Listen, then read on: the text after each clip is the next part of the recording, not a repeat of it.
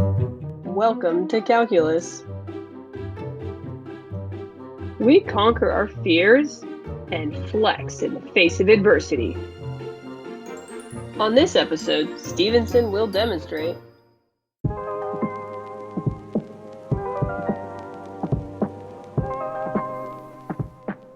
We've worked with differential equations before, but I want us to work now, or we're about to work with something specifically called a separable differential equation.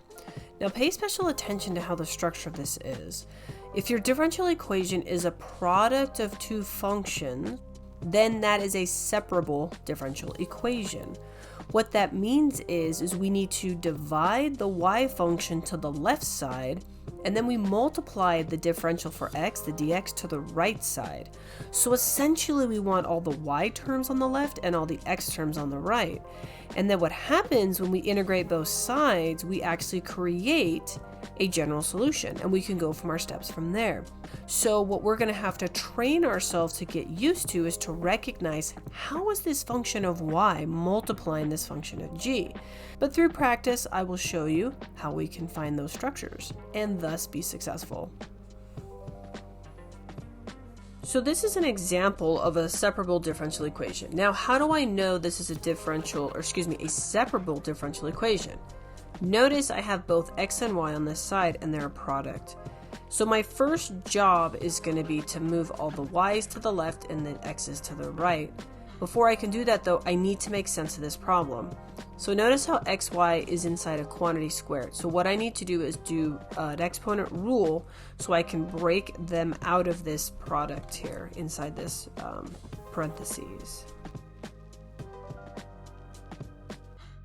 This is my separable differential equation. They are a product. Separable differential equations are not sums or differences here. If you have x squared plus y squared, you cannot do what I'm about to show you. This only works when they're a product. So I want dx to the right. Well, that's easy. I'm just going to multiply dx.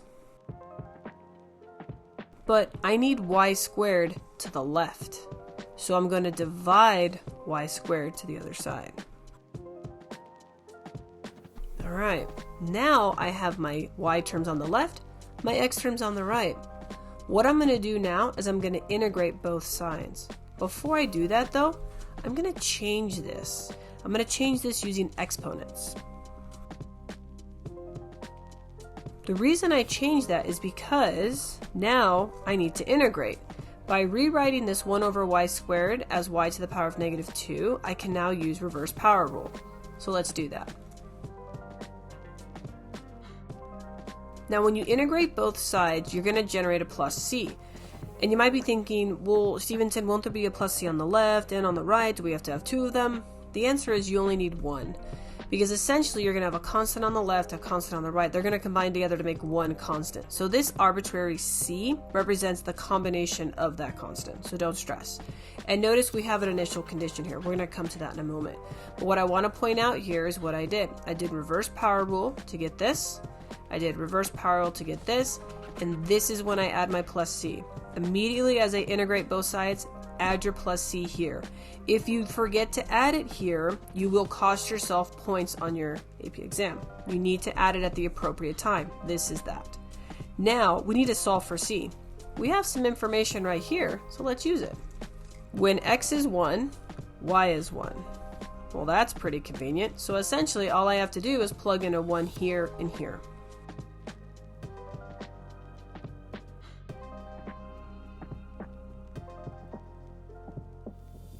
Now I'm going to take my c value and I'm going to put it back up into here into my general solution.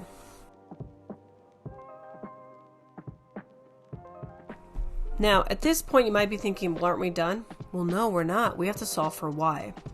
So at this point I'm going to do some techniques here in solving of this problem that you may have forgotten about. So feel free to pause and rewind as I go through this. Basically what I'm going to do is I'm going to convert this back to fraction form. I'm going to combine these as one fraction, and now I'll have a proportion. And to solve the proportion, we do the cross product.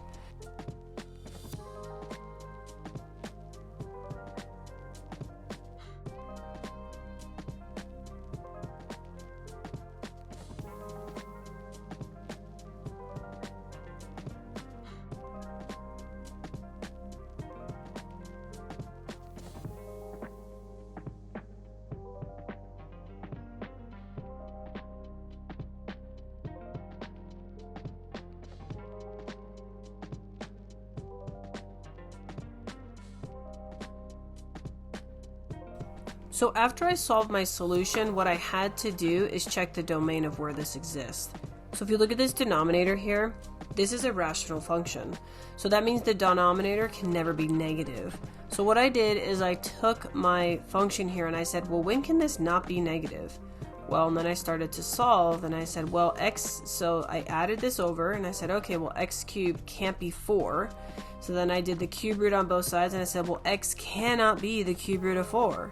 So then I drew a number line and I just kind of scribbled everything except I put an open circle at cube root of 4 because that's what it must be excluded. So this is the domain of the entire denominator. However, I had an initial condition. I need to look at the only piece where x is 1. I know the cube root of 4 is less than 2. How do I know that? Well, I know the square root of 4 is 2. So if I'm asking for the cube root, it's got to be less than 2. But I know the cube root of 1 is 1, and I know 4 is bigger than 1. So I know the cube root of 4 is somewhere between 1 and 2. But if I'm looking at number 1 itself, then that is going to be less than the cube root of 4 because the cube root of 4 is trapped between these two numbers. Thus, the only piece that works is this one for this particular solution.